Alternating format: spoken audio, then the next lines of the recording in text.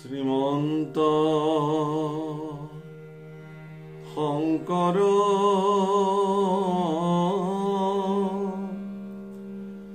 হৰি ভকতৰ জানা যেন কল্প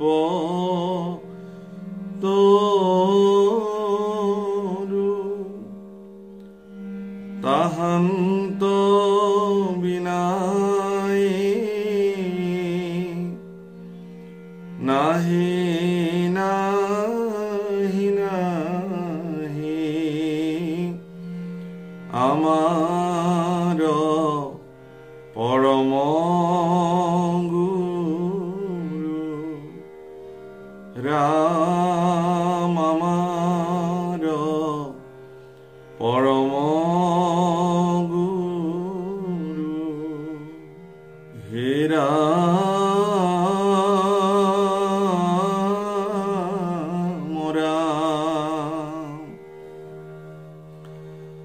পুৰঞ্জনে পাছে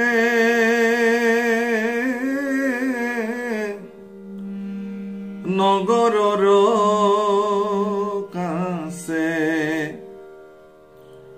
দেখিলন্ত এক নাৰী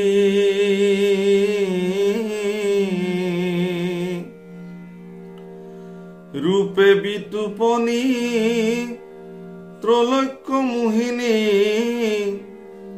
কমনে বৰ্ণাইতে পাৰি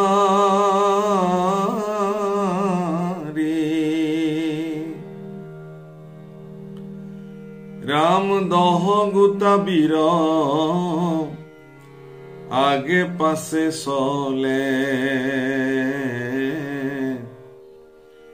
দেখিবা কমনোহৰ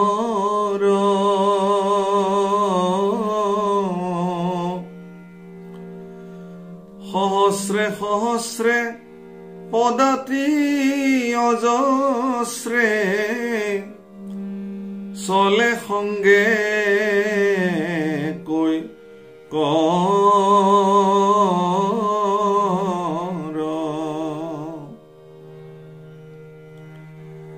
ৰাম এক গোটা বীৰ পাঞ্চ গোটা ক্ষীৰ সৰ্পৰ সদৃশ কায় সেহি নগৰৰ মুখ্য দ্বাৰপাল নগৰ ৰাখে সদায়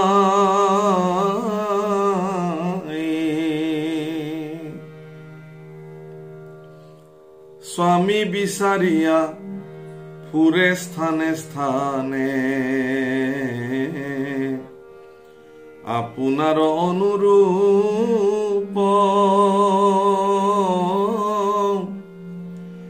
যাৰ ৰূপ দেখি থাকয় নিৰেখি মুনিগণো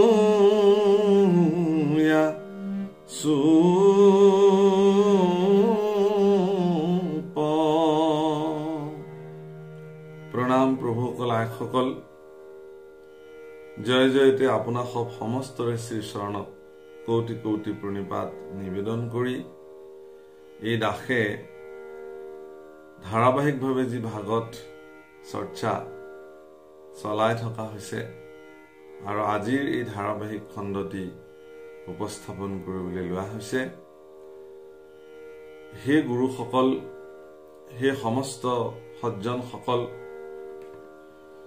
সমস্ত সত্ৰাধিকাৰ প্ৰভু সমস্ত আচাৰ্যসকল আমাৰ চেনেলৰ সহস্ৰ সহস্ৰ শ্ৰোতাসকল আপোনাক সমস্তকে পুনঃ পুনঃ সেৱা নিবেদন কৰি মনুষ্য জীৱনৰ সৰ্বশ্ৰেষ্ঠ কৰ্ম ঈশ্বৰৰ শ্ৰৱণ কীৰ্তন ঈশ্বৰৰ কৃপা পৰৱশ এই অনুষ্ঠানলৈ আপোনাক সকলোকে স্বাগতম জনাইছো।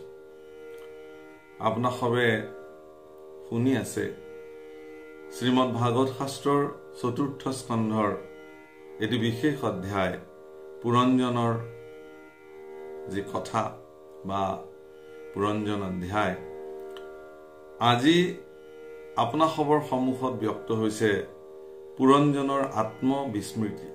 আজিৰ অধ্যায়ত প্ৰাৰম্ভণিতে আমি দেখিলো যে মহাৰাজ পুৰঞ্জনে এখন বিতুপন নগৰ তেওঁ উদ্ধাৰ কৰিলে আৰু এইখনতে তেওঁ ৰাজধানী পাতিবলৈ সিদ্ধান্ত ললে। আৰু সেই নগৰৰ কাষতে এগৰাকী বিতুপনী নাৰী ত্ৰৈলোক্য মোহনী, যাৰ বৰ্ণনা কৰিবলৈ টান, তেনেকুৱা এগৰাকী বিতুপন সুন্দৰী নাৰী তেওঁ দেখিলে। আৰু নাৰীগৰাকীৰ বৈশিষ্ট্য কি যে এই নাৰীগৰাকীৰ আগে পিছে 10 গৰাকী বীৰে তেওঁৰ চৌপাশে বেৰি থাকে আৰু একোগৰাকী বীৰৰ প্ৰত্যেকগৰাকী বীৰৰে 5টাকে মূৰ, অৰ্থাৎ সৰ্পৰ নিচিনা যেনেকে পঞ্চফনা তেনেকুৱা 5টাকে ফনা থকা তেওঁলোকৰ মূৰ। আৰু তেওঁলোকে সেই নগৰখনৰ মুখ্য দ্বাৰপাল হিচাপে গোটেই নগৰখন তেওঁলোকে সুৰক্ষা কৰি ৰাখে। আৰু পৰমা সুন্দৰী বিতুপনী এই নাৰীগৰাকীয়ে তেওঁৰ ৰূপ এনেকুৱা ধৰণে প্ৰকাশিত কৰি ৰাখিছে যাক দেখিলে সাধাৰণ নৰমনিচ দূৰৰ কথা, পৰম সাধক ঋষি সকলো সেই ৰূপ দেখি মৌন হৈ থাকে। আৰু তেওঁ সমস্ত জগততে তেওঁৰ অনুৰূপ সুন্দৰ স্বামী বিচাৰি ঘূৰি ফুৰিছে। তেওঁৰ ৰূপৰ বৰ্ণন ইয়াত কৰিছে। প্ৰভুসকল, আইসকল, আমি আগতেও আপোনাক প্ৰকাশ কৰিছিলো যে ই দেহতত্ব এটা অধ্যায়, গতিকে ইয়াত সকলো কথা যদিও ৰূপক অৰ্থত প্ৰকাশিত কৰিছে, স্বৰূপাৰ্থত ই শৰীৰৰ লগত সম্বন্ধিত এক অধ্যায়।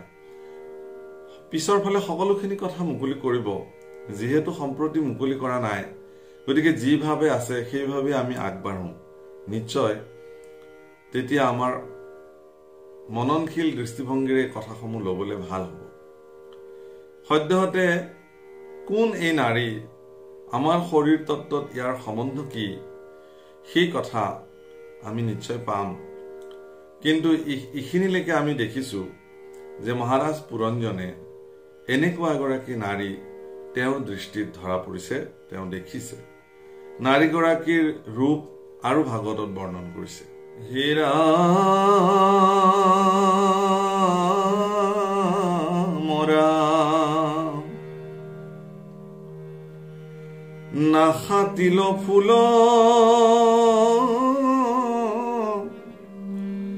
অধৰৰা তুল দশন মুকুটা পান্তি আৰ নয়মদনৰ ধনু সমখৰ ভ্ৰুৱ যুগে কৰে কান্তি শোভন কপুল দেখিতে অমূল কেশচয় ৰুচিকৰ মদন সুথান দেখি পূৰ্ণচন্দ্ৰ নিৰ্মিলন্ত সৃষ্টি কৰ সম দুই কৰ্ণ আতি বিতুপন কুণ্ডলে আশ্ৰয় ধৰি গন্ধস্থল মাজে দুলিয়া বিৰাজে আতি জলমল কৰি ৰাম শ্যাম শৰীৰত জলে পিত বস্ত্ৰ সদৃশ নাহিকে যাৰ কতি মাজে হেম মেখলা প্ৰকাশে নানা ৰত্নে জাতিস্কাৰক হেৰাম দুখানি চৰণে কনক নুপুৰ ৰুণ ঝুন কৰি বাজে দেৱ মাধৱক সেৱা কৰিবা যেন লক্ষ্মী দেৱী সাজে। হে প্ৰভু কলাসকল, সেই বিতুপনী নাৰীগৰাকীৰ ৰূপৰ বৰ্ণনা কৰিবলৈ যাওঁতে শ্ৰীমদ ভাগৱত শাস্ত্ৰই সেই দেৱীগৰাকীক লক্ষ্মী দেৱীৰ লগত সমকক্ষ তুলনা কৰিছে, ৰূপৰ তুলনা। যেন পৰম ঈশ্বৰ মাধৱ পুৰুষক সেৱা কৰিবৰ কাৰণে লক্ষ্মী দেৱী সাজি কাচি থাকিছে বা আছে, ঠিক তেনেধৰণে একেবাৰে নাক তিল ফুল অধৰ ৰাতুল দশন মুকুতা পান্তি বা ভ্ৰুৱযুগল মদনৰ ধনুৰ নিচিনা অত্যন্ত সুন্দৰ কেশছয় সুঠাম বদন পূৰ্ণ চন্দ্ৰৰ নিচিনা মুখমণ্ডল প্ৰজ্বলিত ইত্যাদি যেন সৃষ্টি কৰে তেওঁক নিজ হাতেৰে ইমান বিতুপন সুন্দৰী কৰি তেওঁক নিৰ্মাণ কৰিছে। ৰাম আতি উচ্চতৰ পিন পয়োধৰ শ্ৰীফল সম কঠিন অন্য অন্য দুয়ো সমান প্ৰকাশে খানি কোনো হয়হীন হেন পয়োধৰ বস্ত্ৰৰ আঞ্চলে ঢাকি ঢাকি ধীৰে যাই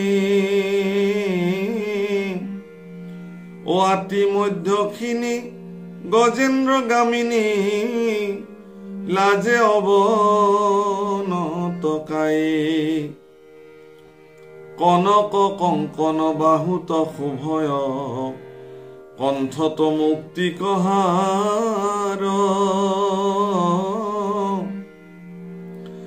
দুই পৰ্বতৰ মাজত যেহেন দেখি সুৰে চৰিধাৰ হেৰাম লাজে অল্প হাস চলে লাখে লাখ কটাক্ষ নয়নে চাই ৰাজা পুৰঞ্জন আকুলিত মন মদনৰ সৰঘাৱে।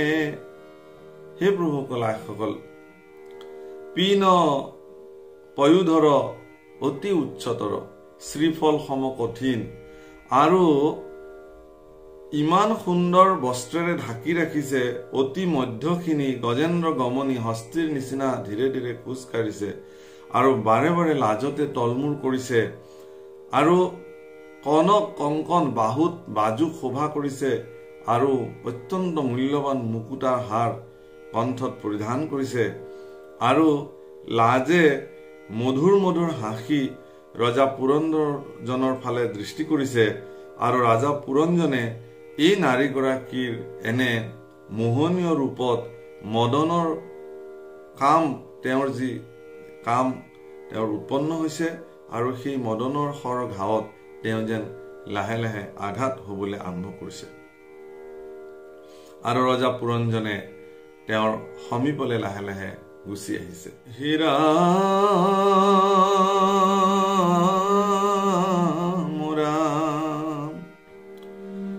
বিনয় প্ৰকাৰে সন্নিত চাপিয়া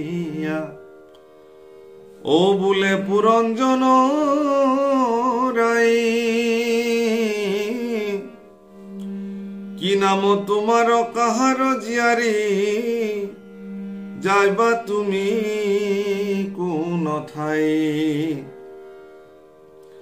কমল পত্ৰৰ সমান লোচন মুখত মূল্য সাক্ষী ঐ স্থানে আখিয়া কি কাৰ্যে ফুৰাখা কৈৰ হন্তে আছাখী। পৰম বিনয় ভাৱে মহাৰাজ পুৰঞ্জনে লাহে লাহে এই নাৰীগৰাকীৰ সমীপ চাপি আহি সুধিছে, কি নাম তোমাৰ? হে দেৱী, তুমি কাৰ জীয়াৰী আৰু কোন স্থানৰ পৰা তুমি আহিছা? তোমাৰ চকুহাল পদুম ফুলৰ নিচিনা, ইমান অমূল্য হাঁহি মাৰি তুমি এই স্থানত কি কাৰ্যে ঘূৰি আছা?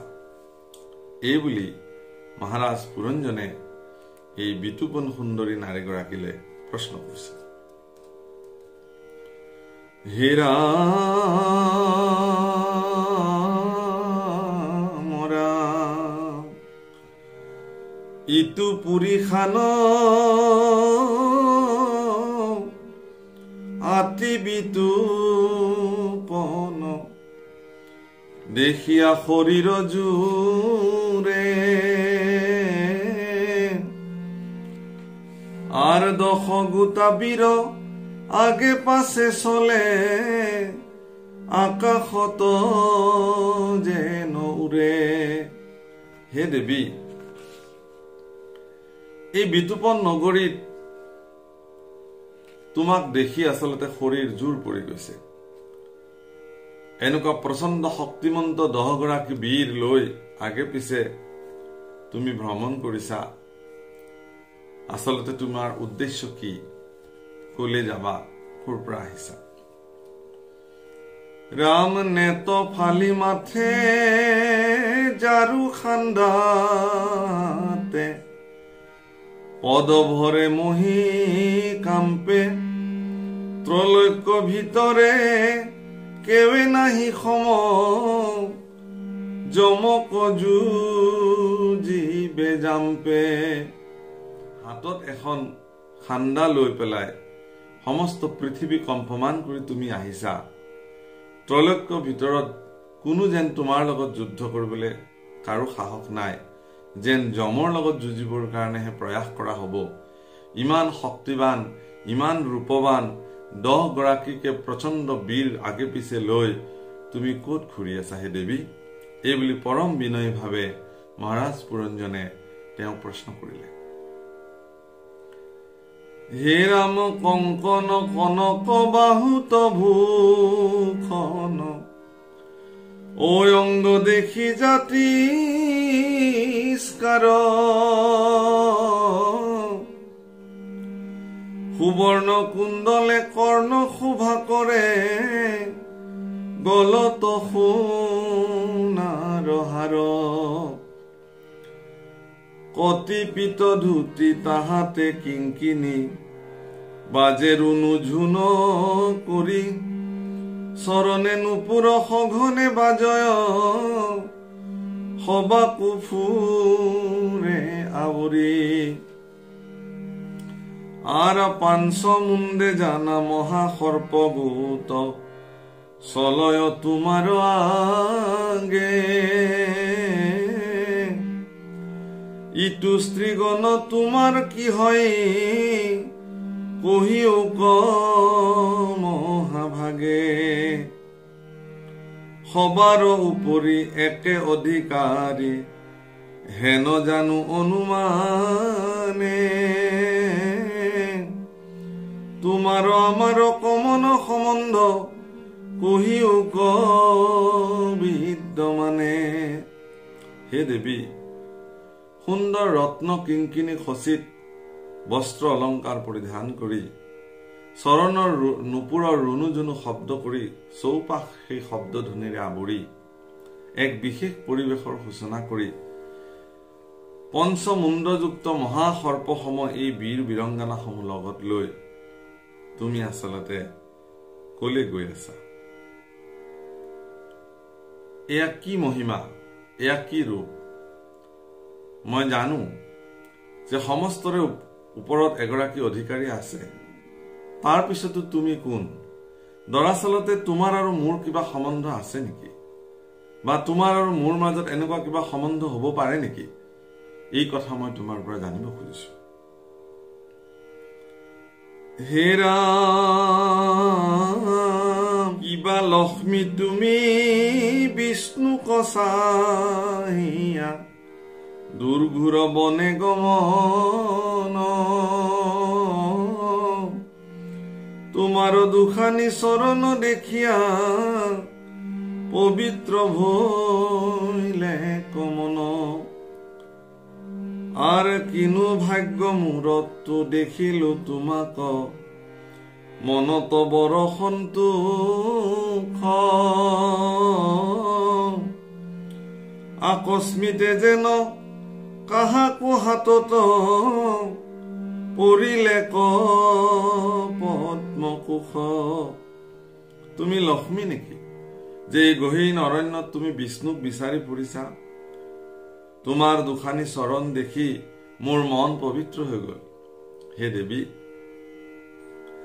আচলতে মোৰ এনে ভাগ্য ঘটিল যে তোমাৰ নিচিনা এগৰাকী সুন্দৰী দেৱী মই দৰ্শন কৰিলো, যেন কাৰোবাৰ হাতত পৰম পদ্মকোষে পৰিলে।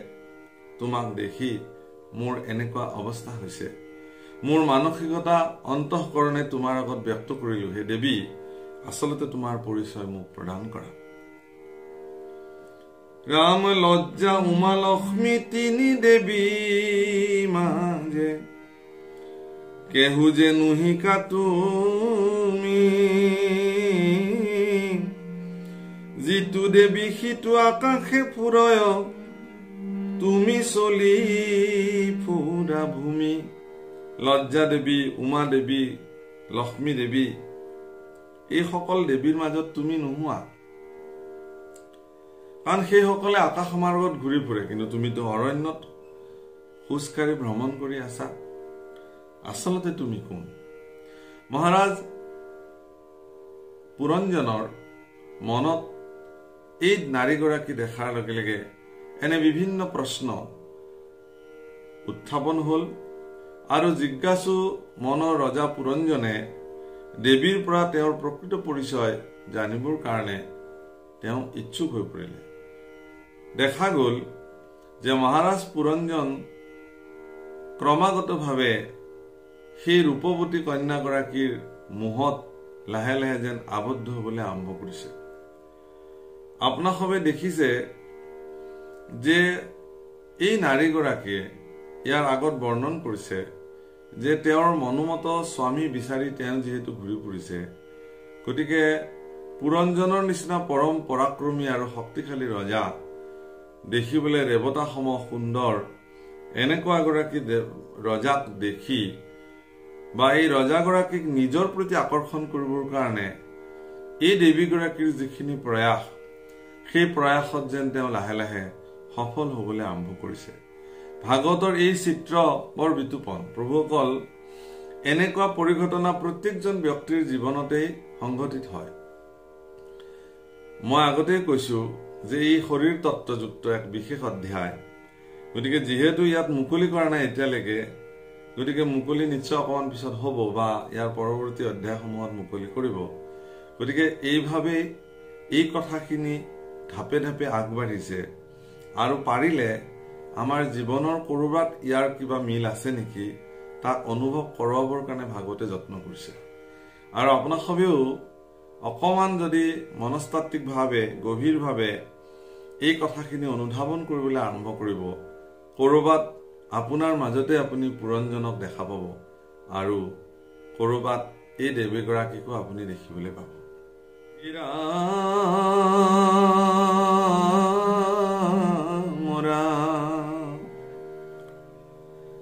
এহি নগৰত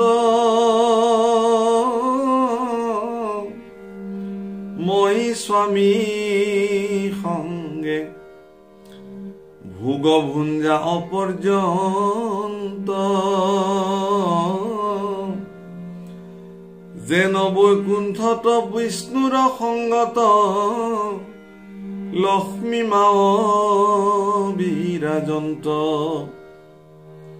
এই নগৰত মই ৰাজা হৈব তুমি মোৰ পতেশ্বৰী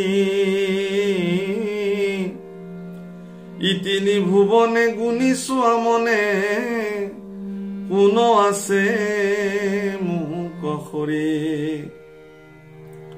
ভবাৰ ধৰণে পৰিৱেশটো আগবাঢ়িছে পৰম বিতুপনী কন্যা তেওঁৰ উদ্দেশ্য আছিল এগৰাকী স্বামীৰ বিচাৰ কৰা স্বামী তেওঁ বিচাৰি পালে আৰু ভবা ধৰণে পৰম পৰাক্ৰমী সৌন্দৰ্যৱান মহাৰাজ পুৰঞ্জনে এতিয়া স্পষ্টভাৱে দেৱী গৰাকীৰ প্ৰতি তেওঁ প্ৰস্তাৱ আগবঢ়াইছে যে এই নগৰত মোৰ নিচিনা স্বামীৰ সংগত থাকি তুমি ভোগ ভুঞ্জা বৈকুণ্ঠত যি ধৰণে বিষ্ণুৰ সংগত লক্ষ্মী মাৱে বিৰাজ কৰি থাকে এই নগৰতো মই ৰজা হম তুমি মোৰ পতেশ্বৰী হবা আৰু এই নগৰত আমি দুয়ো এই ধৰণে পতিপত্নী হিচাপে জগতৰ যিমান সুখ ভোগ আমি ভোগ কৰিম তুমি কথাষাৰ মোৰ প্ৰস্তাৱটো তুমি এবাৰ ভাবিছোৱা হে ৰাম তোমাৰ নয়ন কটাক্ষণী ৰেখি মন মোৰ জৰ্জৰিত আৰ তোজু আজ্ঞা পাই মদনে সদায় পিৰয় মোক তৰিত তোমাৰ পদুম ফুলৰ নিচিনা চকুহালৰ পৰা যি কটাক্ষ দৃষ্টি মোৰ তাতে পৰিছে আৰু সেই কটাক্ষ বানত মই যেন জৰ্জৰিত হৈ গৈছো হে দেৱী তোমাৰ আজ্ঞা পাই মদনে অৰ্থাৎ কামে মোক পীড়া কৰিছে বৈষয় কামনা বাসনাত তোমাৰ লগত এই সংসাৰ পাতিব গৈ ভোগ কৰিবলগা কামনা বাসনাত এই কথা চিন্তা কৰি মই যেন অথন্তৰ হৈ পৰিছো জৰ্জৰিত হৈ পৰিছো হে প্ৰভুসকল এইখন জগতত যিমান বাহুবলী যিমান পৰাক্ৰমী যিমান ধনৱন্ত যিমান সামৰ্থ্যশালী পুৰুষ নহওক কিয় মায়া ৰচনাৰ পৰা কোনেও যেন হাত সাৰিব পৰা নাই মহাৰাজ পুৰঞ্জনৰ দৰে এগৰাকী পৰম শক্তিশালী পুৰুষো এগৰাকী ৰমণীৰ সৌন্দৰ্যৰ মায়াত বিমোহিত হৈ কামনাৰ দ্বাৰা জৰ্জৰিত হৈ সেই নাৰীগৰাকীৰ ওচৰত যেন লেটু খেটু হৈ পৰিছে এয়া বাস্তৱিক জগতৰ কথা যিমান স্থিতপ্ৰজ্ঞ পুৰুষ হলেও নাৰীৰ মায়াত এই ধৰণে লেটু খেটু হৈ পৰা দেখা যায় এই জাগতিক জগতৰ এক স্বাভাৱিক নিয়ম আৰু সেই চিত্ৰখনকে ভাগৱতে নিশ্চয় অংকন কৰিছে অৱশ্যে ইয়াৰ অন্য গুণাৰ্থও আছে আমি পাম কিন্তু এইখিনিতে আমি মন কৰিছো যে সমস্ত পৃথিৱীকে নিজৰ আয়ত্তত ৰাখিব পৰা পৰম পৰাক্ৰমী বীৰ পুৰুষ মহাৰাজ পুৰঞ্জন কিন্তু আজি এই নাৰীগৰাকী তেওঁৰ পৰিচয় এতিয়ালৈকে পোৱা নাই কোন কি কথা কি বাৰ্তা কেৱল মাত্ৰ তেওঁৰ সৌন্দৰ্যৰ আকৰতেই মহাৰাজ আজি জৰ্জৰিত হৈ পৰিছে আৰু তেওঁৰ ওচৰত তেওঁ পতেশ্বৰী হ'বৰ কাৰণে তেওঁ ভিক্ষা মাগিছে হে ৰাম লাজ পৰিহৰা মুখ দয়া কৰা মই পুনু তোমাৰ জন ও বস্ত্ৰ দূৰ কৰি দেখায় সুন্দৰী মনুগত বদন হে দেৱী তুমি লাজ পৰিহাৰ কৰা মোৰ প্ৰতি তুমি দয়া দৃষ্টি কৰা মোক কৃপা কৰা মই তোমাৰ সেই পুৰুষজন মোতকে আৰু বেলেগ তোমাৰ কোনো পুৰুষ হ'ব নোৱাৰে গতিকে যেহেতু মই তোমাৰ একমাত্ৰ পুৰুষ গতিকে তোমাৰ সমস্ত বস্ত্ৰ তুমি আঁতৰাই তোমাৰ এই মনুজ্ঞ শৰীৰ মোক দৰ্শন কৰিবলৈ দিয়া এই বুলি দেৱীৰ ওচৰত আত্মসমৰ্পিত হৈছে মহাৰাজ পুৰঞ্জন হে প্ৰভুসকল আইসকল এইখিনিতে আমাৰ মনত পৰিছে এটি বিশেষ কথা যে যেতিয়া সমুদ্ৰ মন্থন হল আৰু সমুদ্ৰ মন্থনত কালকুট বিষ ওলালে, ব্ৰহ্মাৰ আবেদনত কৈলাশপতি শিৱই সেই বিষ জগতৰ কল্যাণৰ কাৰণে কণ্ঠাগত কৰিলে। বিষৰ প্ৰচণ্ড কোপত বহুকাল কৈলাশপতি শিৱ মূৰ্ছিত হৈ থাকিল। হেন সময়তে এটি বিশেষ পৰিঘটনা ঘটিলে। সমুদ্ৰ মন্থনৰ পৰা অমৃত ওলাল আৰু সেই অমৃতৰ ঘট ধৰি প্ৰভু ভগৱন্তই নিজেই মোহিনী ৰূপ ধৰি দৈত্যসকলক বঞ্চিত কৰি সেই অমৃত দেৱতাসকলক পান কৰালে। আৰু ইয়াৰ পিছতে সমুদ্ৰ মন্থনৰ কাৰ্যসূচী সমাপ্ত ঘটিছে আৰু সমগ্ৰ দেৱতাসকলৰ মাজত ভগৱন্ত পুৰুষে ধাৰণ কৰা সেই বিতুপনী মনোহৰী ৰূপ, যি মোহিনী ৰূপ, সেই সম্পৰ্কত আলোচনা কৰিছে। দেৱতাসকলৰ শ্ৰীমুখে এই কথা বৰ্ণন হৈছে যে ঈশ্বৰ পুৰুষ প্ৰভু ভগৱন্তই যি নাৰী ৰূপ, যি মোহিনী ৰূপ ধাৰণ কৰিছিলে, তেনেকুৱা মোহিনী ৰূপ দেৱতাসকলে হেনো পৃথিৱীত ক'ত বা বিশ্ব ব্ৰহ্মাণ্ডত ক'তোৱেই দেখা নাই। এনেকি স্বৰ্গত যিসকল অপেশ্বৰী ইতিমধ্যে বিৰাজ কৰি আছে, সেইসকলৰ ভিতৰতো তেনেকুৱা ৰূপৱতী গুণৱতী কোনো নাই। ইমান সুন্দৰ, ইমান বিতুপনী আছিল ঈশ্বৰ পুৰুষৰ সেই ৰূপ, মোহিনী ৰূপ। তেনেকুৱা ৰূপ স্বৰ্গৰ অপেশ্বৰীসকলৰ কৌটি কৌটি গুণৰ লগতো তাক তুলনা কৰিব নোৱাৰে। এনেধৰণৰ চৰ্চা শুনি পৰম যোগেশ্বৰ শিৱৰো ভগৱানৰ সেই বিতুপনী ৰূপ দেখিবৰ কাৰণে, চাবৰ কাৰণে মন গ'ল। যে দেৱতাসকলে ইমান সুন্দৰ ৰূপ দেখিছিলে। আপোনালোকে জানে যে শিৱই ভগৱানৰ প্ৰত্যেকটো ৰূপ চোৱাৰ কাৰণে হেঁপাহ। যেতিয়া দাপৰ যুগত ভগৱান কৃষ্ণই দেৱকী নন্দন হৈ প্ৰভু ভগৱন্তৰ বাল্য ৰূপেৰে পৃথিৱীত অৱতৰণ কৰিছিলে, সেই ৰূপ চাবৰ কাৰণেও কৈলাশৰ পৰা শিৱই অন্য ঋষিমুনিৰ বেশেৰে আহি গোকুলত যশোদাৰ কোলাত প্ৰভু ভগৱন্তৰ সেই বাল্য ৰূপ দৰ্শন কৰি চৰণৰ ধূলি শিৰত অভিষেক কৰি গৈছে আৰু কৈছিল যে হে প্ৰভু, বৰ দুৰ্লভ এই দৃশ্য, তুমি যে ইমান বালক হ'ব পাৰা, এই ৰূপ দেখি মই আজি নিজকে ধন্য হলো। তোমাৰ এই বাল স্বৰূপ চাবৰ কাৰণে মই সুদূৰ কৈলাশৰ পৰা পদব্ৰজে তোমাৰ কাৰণে আহিছো প্ৰভু, আৰু মোৰ জীৱন ধন্য হৈ গল। এই বুলি অন্তঃকৰণে ভগৱন্ত পুৰুষৰ চৰণত স্পৰ্শ কৰি শিৱই পুনৰ কৈলাশলৈ গমন কৰিছিলে। গতিকে প্ৰত্যেকটো ৰূপেই শিৱৰ চাবৰ কাৰণে মন, হেঁপাহ। গতিকে এনেকুৱা এটা ৰূপ ভগৱন্ত পুৰুষে ধাৰণ কৰিলে সমস্ত দেৱতাৰ জীৱনত সৌভাগ্য ঘটিল, মোৰহে জীৱনত ইয়াৰ সৌভাগ্য নঘটিল। আৰু সেইকাৰণে শিৱই পাৰ্বতীৰ সহিতে আহি বৈকুণ্ঠপতি শ্ৰী নাৰায়ণক দৰ্শন কৰিলে আৰু পৰম বিনয়েৰে সেৱা সৎকাৰে ভগৱন্ত পুৰুষৰ চৰণত দণ্ডৱত প্ৰণিপাতে নিবেদন কৰিলে যে হে প্ৰভু, এই দাসে এটি প্ৰসাদ বিচাৰি অহা হৈছে, তুমি কৃপা কৰা। ভগৱন্ত পুৰুষে বাহ, কিনো এনেকুৱা কৃপা লাগে। হে প্ৰভু, তুমি সমুদ্ৰ মন্থনৰ অন্তত যি অমৃতৰ ঘট ধৰি মোহিনী ৰূপেৰে সমস্ত দেৱতাসকলক কৃপা কৰিলা, তোমাৰ আজ্ঞা পৰৱশ হৈ কালকুট বিষ ধাৰণ কৰি মূৰ্ছিত হৈ মই থাকিলো, মোৰ জীৱনত ই সৌভাগ্য নঘটিল তোমাৰ এই অৱতাৰ চাবৰ কাৰণে। গতিকে এতিয়া মোৰ মনে বাঞ্ছা কৰিছে যে তুমি যদি কৃপা কৰা প্ৰভু, তোমাৰ এই মোহিনী ৰূপ মই এবাৰ দৰ্শন কৰিব খোজো। শিৱৰ এনেকুৱা কথা শুনাৰ পিছত প্ৰভু ভগৱন্তই শিৱক কলে যে হে শিৱ, তোমাৰ সমীপতে পাৰ্বতীৰ নিচিনা পৰমা সুন্দৰী তোমাৰ ভাৰ্যা থাকোতে তুমি আৰু কি ৰূপৱতী কন্যা চোৱাৰ তোমাৰ হেঁপাহ জাগিল। যে হে প্ৰভু, এনে কোনো কথা নাই, তুমি অৱতাৰ লৈছা নাৰী ৰূপেৰে, এই ৰূপ দেখি সমস্ত দেৱতাসকলে আনন্দিত হৈছে, চৰ্চা কৰিছে, তাকে লৈ আমাকনো কিয় বঞ্চিত কৰা হয়। হে কৃপাল, তুমি মোক তোমাৰ এই মোহিনী ৰূপ এবাৰ দৰ্শন কৰোৱা। ভগৱন্ত পুৰুষে শিৱক কৈছে যে হে শিৱ, তুমি যোগেশ্বৰ, যোগ সাধনাত তুমি বিলীন হৈ থাকা, মোৰে নাম জপ কৰি তুমি নামৰ নিচাতে নিমগ্ন হৈ থাকা। তোমাৰ নিচিনা পুৰুষে এই তিৰিমায়া দেখি, তিৰিমায়া শব্দটো কীৰ্তনত মহাপুৰুষে ব্যৱহাৰ কৰিছে যে ইটো তিৰিমায়া অতিকে ভয়ংকৰ, এনেকুৱা ধৰণৰ শব্দ মহাপুৰুষে কীৰ্তনত ব্যৱহাৰ কৰিছে। গতিকে এই নাৰী মায়া, এই তিৰি মায়া তুমি আবদ্ধ হৈ তোমাৰ যি সাধনা, সেই সাধনাৰ পৰা তুমি বিচলিত হোৱাটো মই নিবিচাৰো।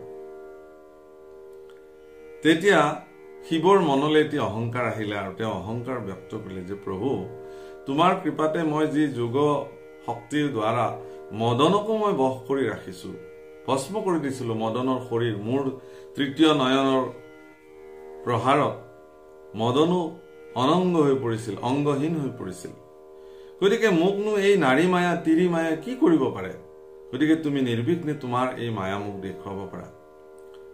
এই কথা কোৱাৰ লগে লগে প্ৰভু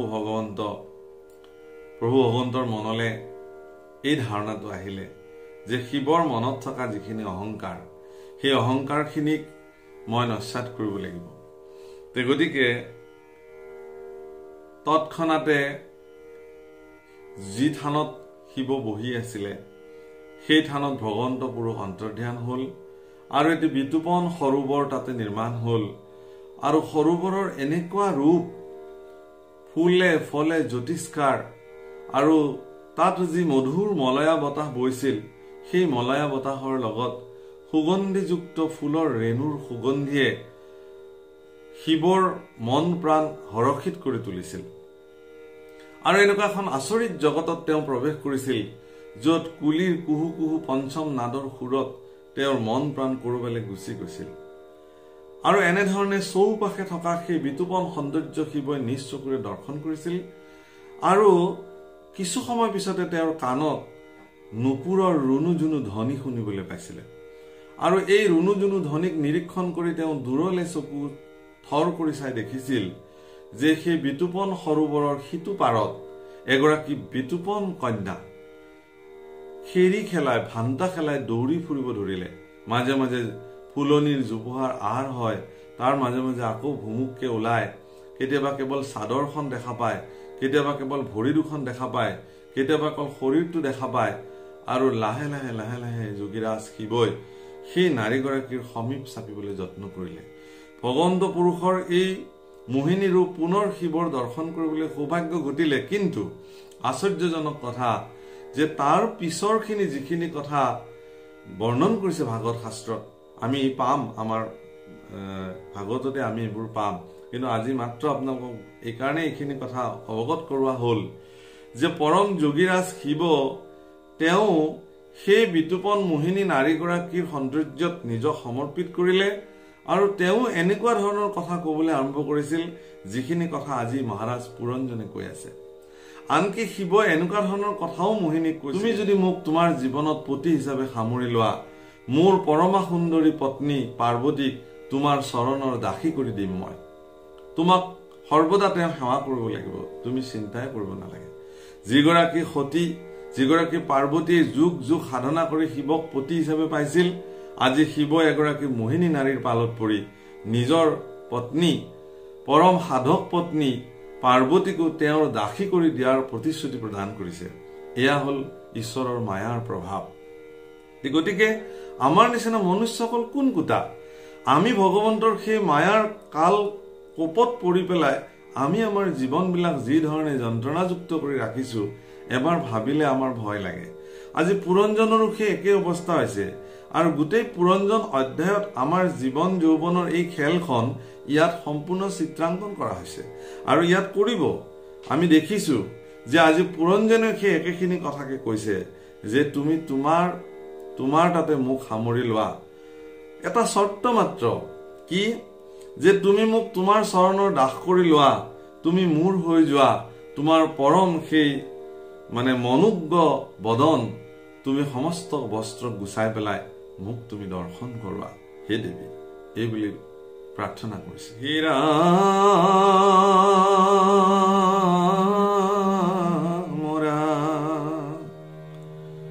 তোমাৰ বচন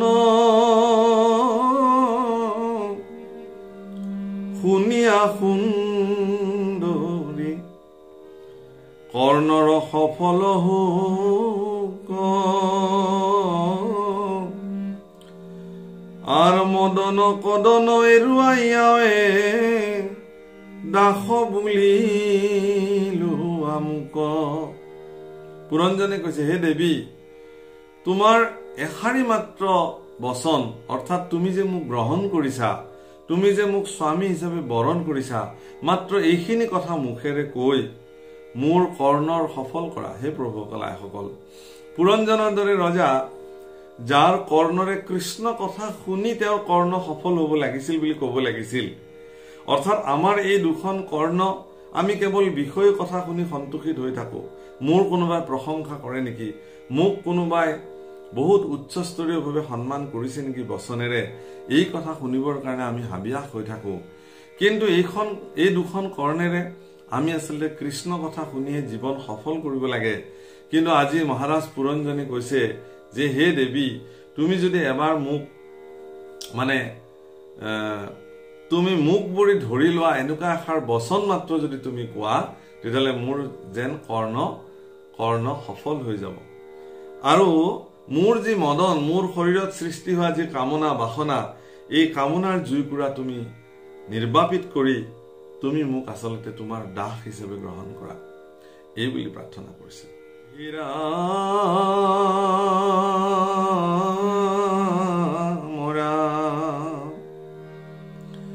পুৰঞ্জন কথা নাহি অন্য কথা, অ সাক্ষাতে অমৃত সম,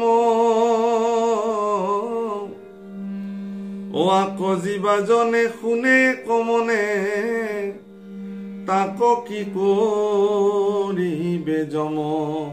উপদেশত কৈছে বাপসকল, আইসকল, যে এই পুৰঞ্জনৰ কথা বেলেগ নহয়, ই সাক্ষাৎ অমৃত। ই জীৱনক অনুভৱ কৰিবৰ কাৰণে, আমাৰ জীৱনৰ বাস্তৱ চৰিত্ৰসমূহক উদ্ঘাটন কৰিবলৈ হলে মই আচলতে কি দিশেৰে মোৰ জীৱনটোক আগবঢ়াই লৈ গৈছো, বিষয় বাসনা সুখত ঘাটে ঘাটে জুবুৰা খাই খাই, পানী খাই খাই কেনেকে চলি আছো, এই কথাটোক মৰ্মে মৰ্মে উপলব্ধি কৰিবৰ কাৰণে পুৰঞ্জন আখ্যান ভাগৱতত বৰ্ণন হৈছে। গতিকে ই জীৱনৰ কাৰণে পৰম অমৃত। গতিকে এই কথা যদি কোনোবাই শুনি নিজকে সংযম কৰি পেলাব পাৰে, তেতিয়াহ'লে তেওঁক যমে কি কৰিব পাৰে বুলি প্ৰশ্ন কৰিছে। হে প্ৰভুসকল, এগৰাকী ব্যক্তিয়ে যদি বৈষয়িক জগতৰ পৰা নিজক সংযম কৰি ৰাখিব পাৰে, সেই সংযমী ব্যক্তিগৰাকীক যমৰ দায়ৰ পৰা তেওঁ দায় সাৰি থাকে, যমেও তেওঁক একো কৰিব নোৱাৰে। এই কথা উপদেশত বৰ্ণন কৰিছে। হেৰাম মহাগুঢ়তৰ আৰু অৰ্থ যত, বিজ্ঞানৰ সৰ্গ প্ৰায়, অজানি নৰ লোকে শুনিয়াই উৎসুকে, এৰাই সংসাৰ দায়ী।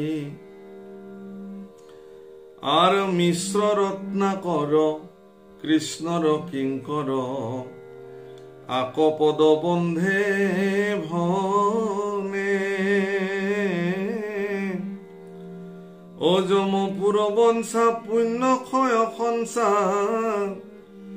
রাম বুলি সর্ব জনে।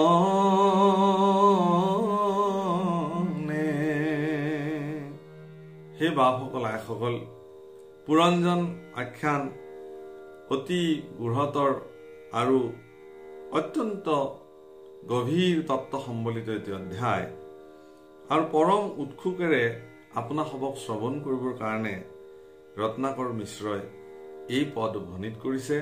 আৰু আপোনাসবকো এই কথা অত্যন্ত বিনম্ৰতাৰে কৈছে যে যদি বৈষয়িক জীৱনৰ পৰা উচ্চস্তৰীয় জীৱন সম্পাদন কৰিবৰ কাৰণে আধ্যাত্মিক জীৱন সম্বলিত এক জীৱন হিচাপে নিজক প্ৰতিষ্ঠা কৰিবলৈ হলে আপুনি ভাগৱতৰ এইসমূহ কথা শ্ৰৱণ কৰিবই লাগিব।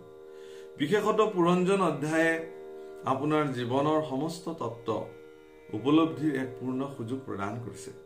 গতিকে প্ৰভুসকল, ইয়াৰ পৰৱৰ্তী সেই নাৰীগৰাকীয়েনো কি কলে, মহাৰাজ পুৰঞ্জনক সঁচাকে তেওঁ গ্ৰহণ কৰিলেনে, প্ৰকৃতাৰ্থত এই নাৰীগৰাকী কোন, এই সমস্ত কথা লৈ পুনৰ আপোনালোকৰ মাজলৈ আহিম ইয়াৰ পৰৱৰ্তী খণ্ডসমূহ লৈ। আজিলৈ আপোনাসবৰ পৰা বিৰাম ল'ব খুজিছো। আজিৰ দিনটোত আপোনাসব যিসকলৰ শুভ দিন বা জন্মদিন আছিলে সকলোকে আমি অন্তঃকৰণে আপোনাক সবক আশীৰ্বাদ প্ৰদান কৰিলো ঈশ্বৰৰ কৃপাৰে আপোনালোক সমৃদ্ধ হওক লগতে আপোনাক সব যিসকল শ্ৰোতাই আমাৰ কৃষ্ণ কথা একান্ত চিত্তে শ্ৰৱণ কৰি আছে আপোনাক সবৰ মন প্ৰাণ পুলকিত হৈ থাকক শৰীৰসমূহ সুস্থ হৈ থাকক ভগৱন্ত পুৰুষৰ কৃপাৰে সমৃদ্ধ হৈ এক শান্তিপূৰ্ণ জীৱন আপোনাক সবে যাপন কৰক এই প্ৰাৰ্থনাৰে আজিৰ অনুষ্ঠানক ইমানতে বিৰাম দিয়া হল পুনৰ লগ পোৱাৰ প্ৰতিশ্ৰুতিৰে কৃষ্ণ